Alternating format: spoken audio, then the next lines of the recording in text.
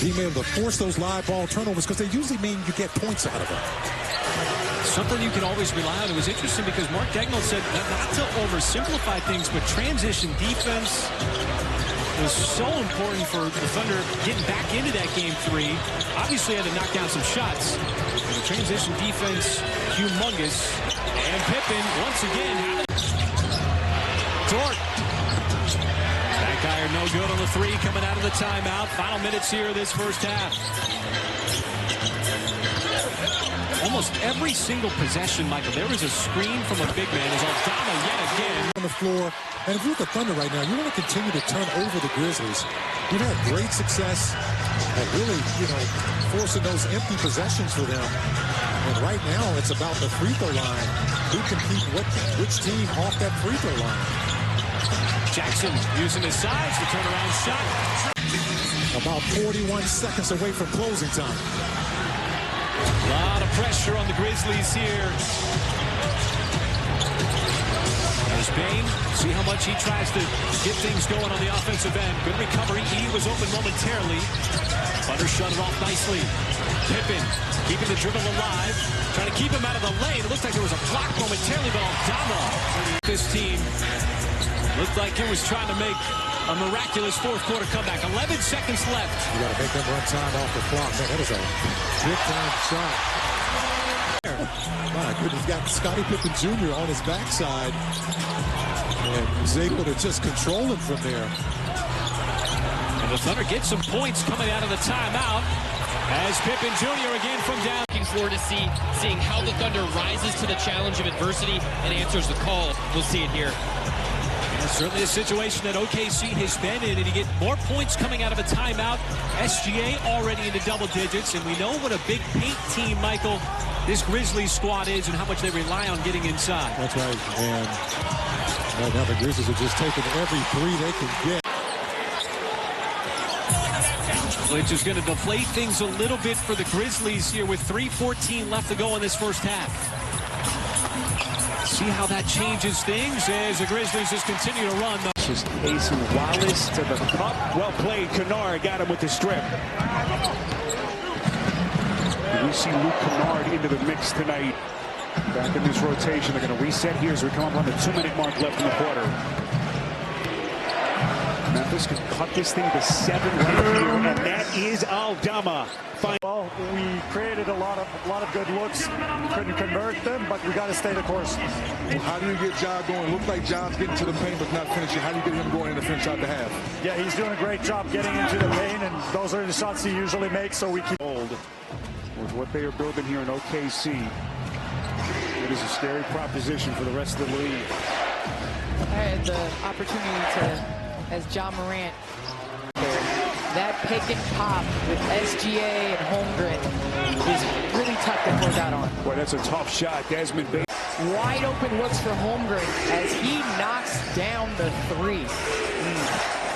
And OKC now is 8 of 19 from deep in his first half. Morant zigzags his way underneath, up, and gets the friendly bounce. Just a magical.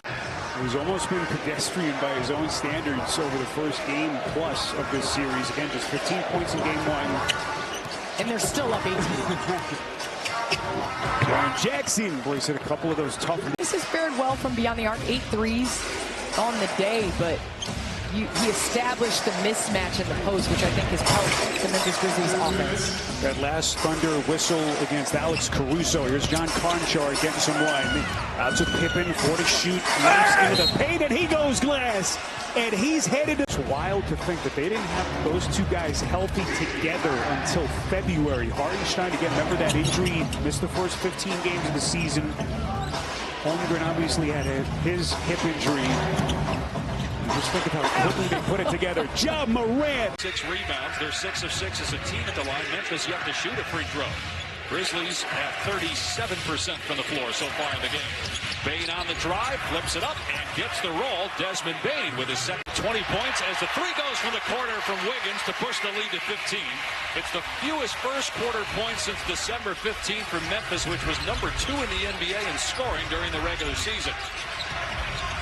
Jaren Jackson Jr. trying to get going. That's his first basket. Johnson was the finals MVP along with guys like Gus Williams, Jack Sitma, as the then Seattle Supersonics won the NBA title in 1979.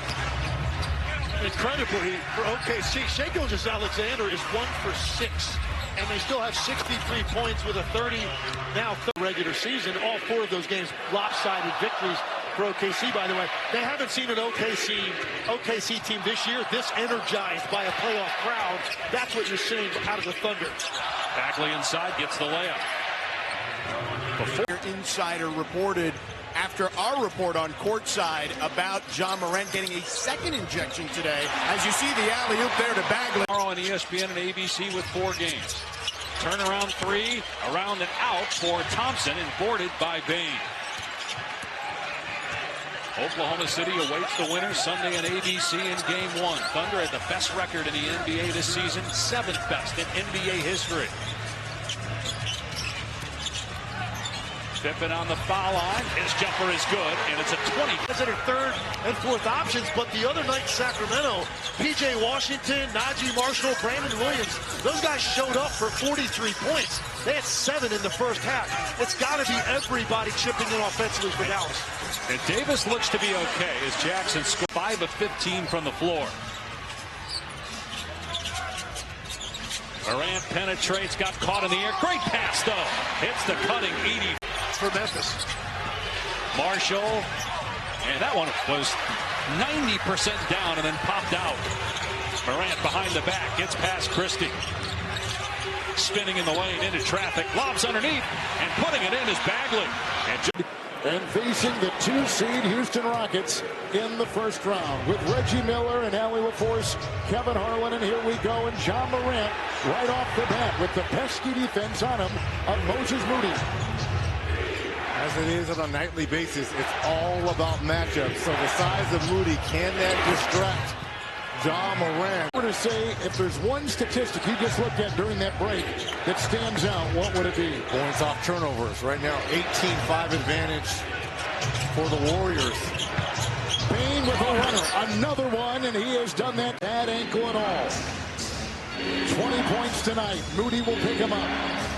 Bain, Edey, Payton fell. Morant fakes the 3, lasers one into Aldama. Inbound. And it's Morant. Edey is in the game. They did not take him out. Morant will zigzag and put one right over post and knock it in. Driving the ball, they're going to need him today and in the playoffs, Mark. Today, his 32nd and final game of this regular season with the Dallas Mavericks. We're underway at FedEx Forum. Here's Marvin Bagley finishing off an alley-oop. Derek Lively. All out today for Dallas, but the top 9 in minutes played for the Grizzlies have been out.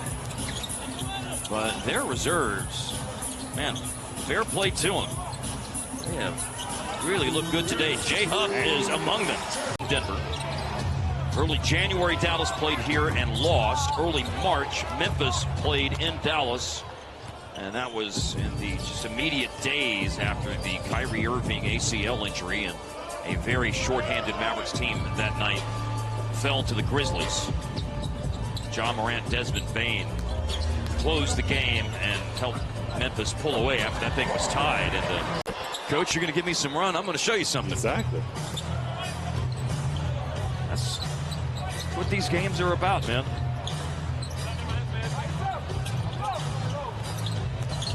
I mean, Lamar Stevens has been out there playing hard today. You just saw him drive it hard into the lane.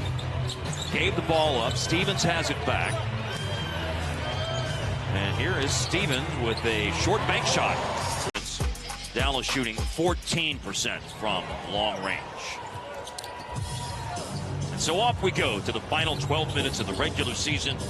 We know Dallas and Sacramento are playing in the 9-10 play-in tournament game on Wednesday night. As you can see, even Spencer's reaction gave that away. Yeah, for sure. Play had to be challenged, though, by Memphis, and it was a successful coach's challenge. Here's Lamar Stevens with a basket. I would guess probably, what, 9 o'clock Central Time is probably what it's going to be. It's to be determined, but I'm just Throwing it out there, 9 or 9:30 Central Time on Wednesday. I think is a pretty safe bet. It will be one of those two options.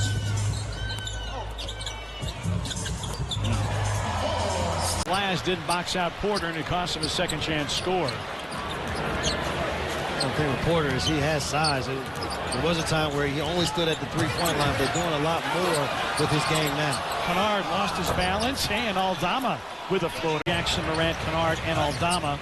Aaron Gordon underneath the bucket, lost it. Picked up by Vince Williams Jr.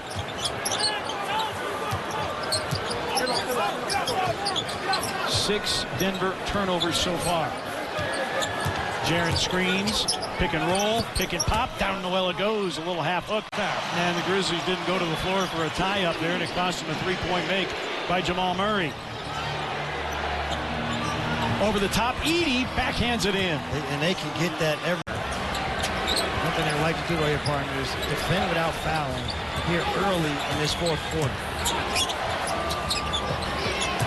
Kennard curls, foul line jumper. Yes, Kennard, much. And a big matchup in front of us tonight with 3 games to play. Memphis controls the opening tip, and away we go.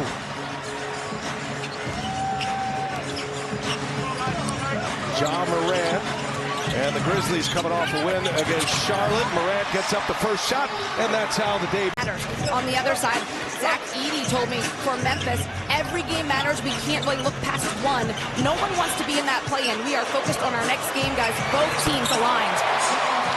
So interesting. We talked about it earlier, where Minnesota's usually very good who's defending the three.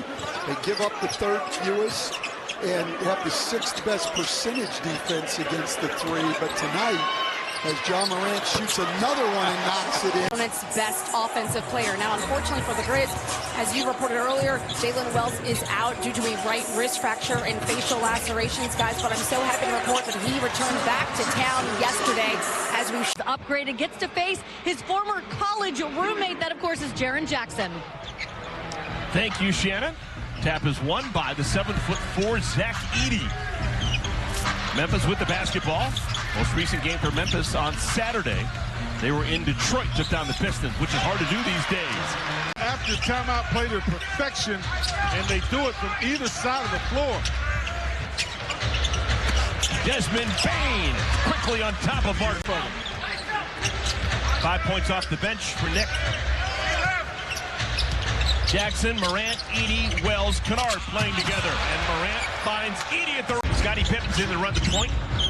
Ja Morant sits. It's going to be our first look at John Conchar, number 46 for Memphis. Santi Aldama, three-pointer. Score the goal! Didn't go in at first attempt, but it eventually went through. And the Grizzlies finish up with the Dallas Mavericks. You got all of those teams. Oh, look at Ja Morant. People responsible for that. We saw the Pistons GM, Trajan Langdon. He made some